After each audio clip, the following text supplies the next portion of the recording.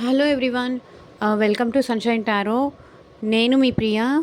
ఇవాల్టి మన reading topic వచ్చేసి మీకు ఈరోజు ఎలా ఉంటుంది అండ్ మీరు తీసుకోవాల్సిన జాగ్రత్తలు ఏంటి అనేది ఈరోజు మన వీడియో టాపిక్ అండి. సో ఇది ఎవరైనా చూడొచ్చు అండి, అన్ని రాసుల వాళ్ళు చూడొచ్చు. ఈ రీడింగ్ మీ ముందుకి ఎప్పుడు వస్తే అప్పటి నుంచి ఇది మీకు రెజొనేట్ అవుతుంది. అండ్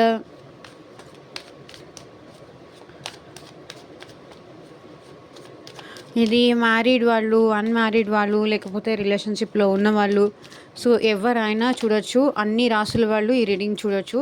అండ్ ఈ రీడింగ్ చూసేటప్పుడు అట్‌లీస్ట్ మీ నేమ్ 3 టైమ్స్ తలుచుకోండి. మీది మీకు రెజొనేట్ అవుతుంది.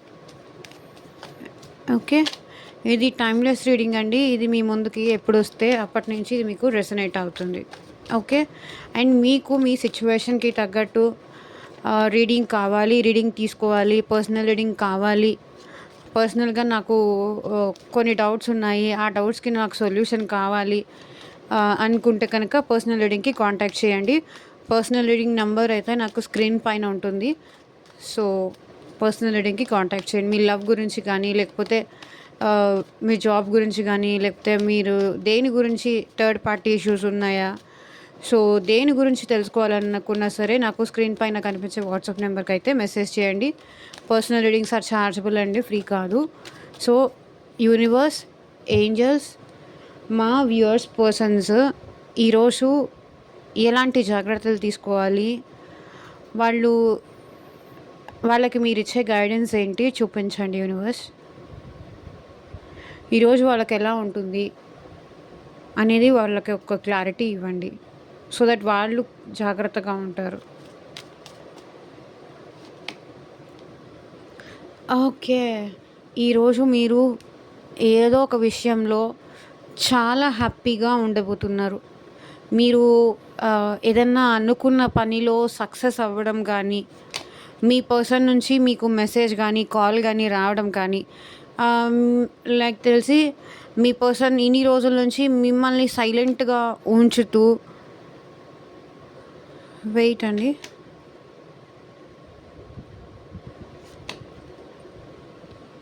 So 6 of swords, 8 of cups, 3 of cups, king of swords. Okay.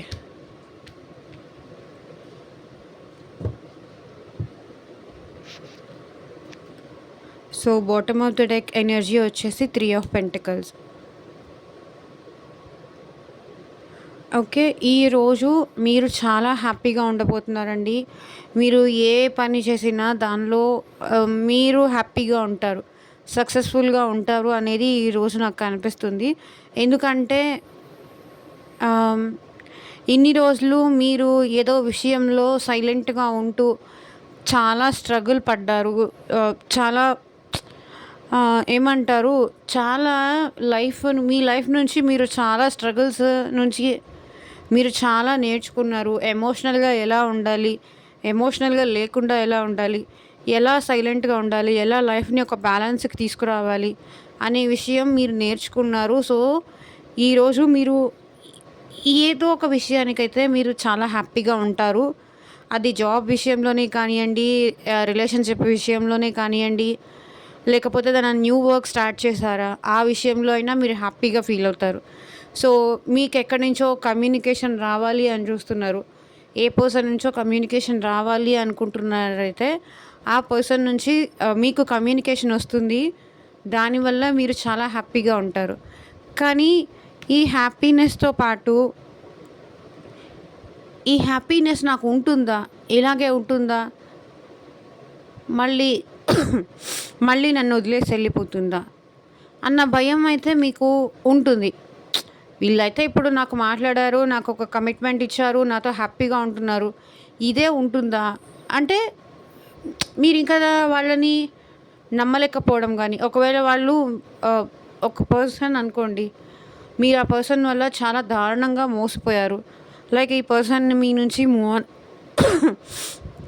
మిమ్మల్ని వదిలేసి వెళ్ళిపోయిన పర్సన్, నేను మారాను, మళ్ళీ నీతో ఉండాలనుకుంటున్నాను, నేను పెళ్లి చేసుకోవాలనుకుంటున్నాను, నీతో హ్యాపీగా ఉండాలనుకుంటున్నాను అని ఇలా వచ్చి మీకు చెప్పినా కూడా మీరెందుకో ఆ పర్సన్‌ని ట్రస్ట్ చేయలేరు. మీ ఇద్దరి మధ్య ఆహ్, ఎందుకంటే మీరు వాళ్ళ వల్ల చాలా ఇబ్బంది పడ్డారు. చాలా ఎమోషనల్‌గా ఫీల్ అయ్యారు. చాలా సాడ్‌గా ఫీల్ అయ్యారు. చాలా రిజెక్టెడ్‌గా కూడా మీరు ఫీల్ అయ్యారు.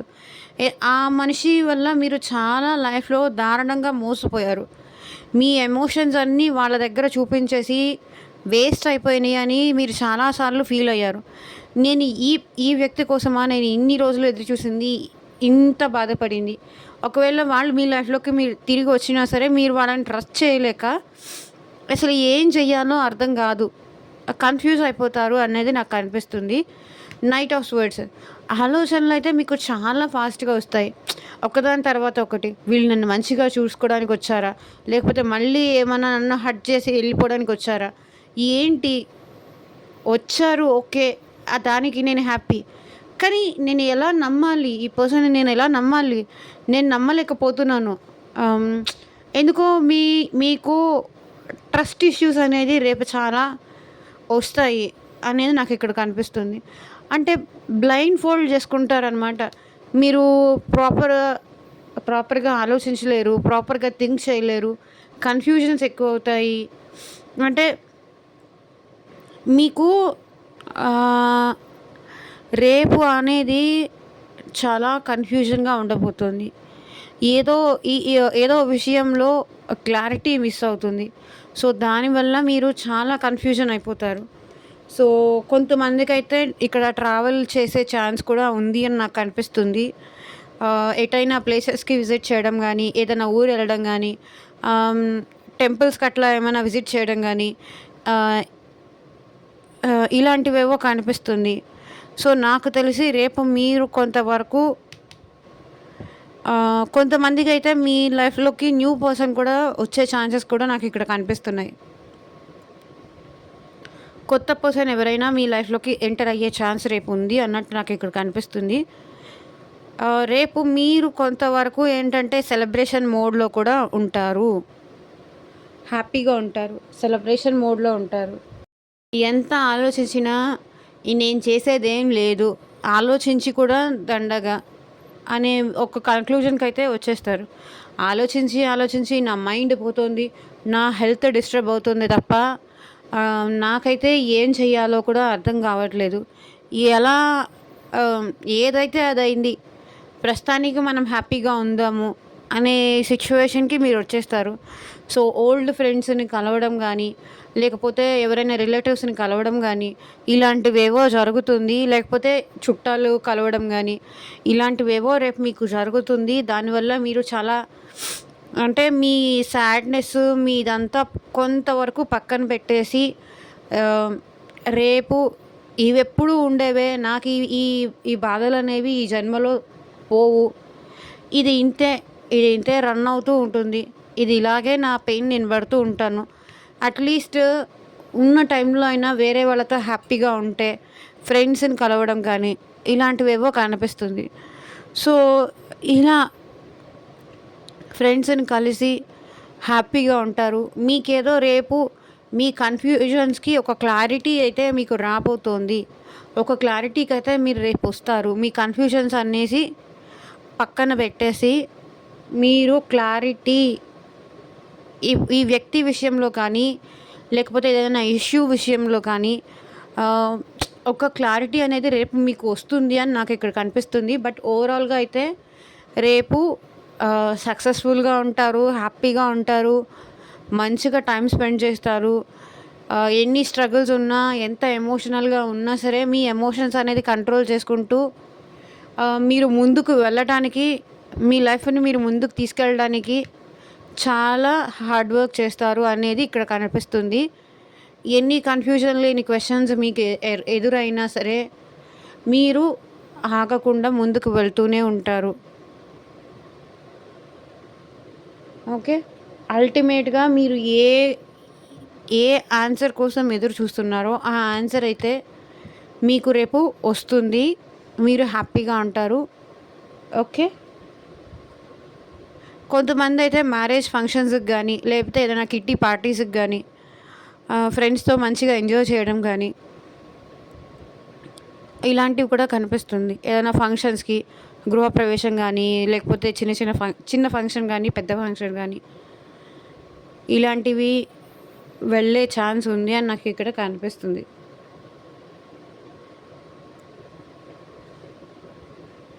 సో, చూద్దాము ఏంజెల్ గైడెన్స్ ఏంటి మీకోసం.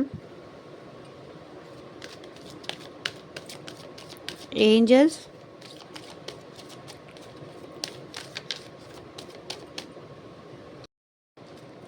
మీరు చేసే వర్క్ ప్లేస్‌లో మీ వర్క్‌ని మెచ్చుకోవడం గానీ, సో, దానివల్ల కూడా మీరు చాలా హ్యాపీ, చాలా ప్రౌడ్‌గా ఫీల్ అవ్వడం గానీ, ఇలా కూడా ఉండొచ్చు.